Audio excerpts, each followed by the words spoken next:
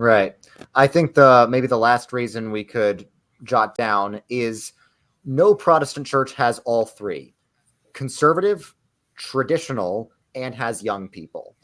So there's a lot of Protestant churches that are very traditional in terms of style, and they do feel like old institutions, like the church behind me, and mainline Protestant churches. Beautiful worship. You can tell there is literally the history of the church carved in stone with so many achievements from great men in the past.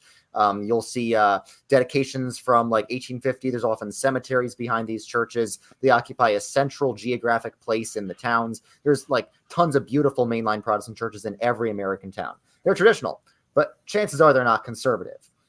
Even when some Protestant churches are still faithful to the gospel, still preaching Christianity, they'll often have like female pastors and other somewhat liberal elements that young men have a strong aversion to because they just have a strong gut reaction against anything resembling liberalism.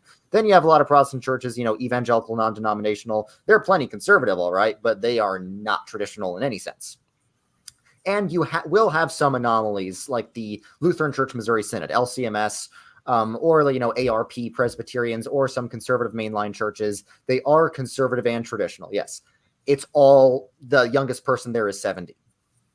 So in these Catholic, I don't know that I agree with that. I've agreed with pretty much everything else about your analysis, but what about ACNA? Every ACNA church I've been in meets all three of those qualifications, every single one. So they often do have traditional liturgy and style, but they meet in a strip mall. There are a far greater number of historic Baptist cathedral-looking buildings than ACNA Anglican ones, because when you split off from a historic denomination, you usually don't inherit the resources. So ACNA has a lot of youthful energy in it, but it does not inherit the historic resources building seminaries that the Episcopal Church had, which is why there are some, great, beautiful ACNA cathedrals, but they're very rare compared to most other denominations.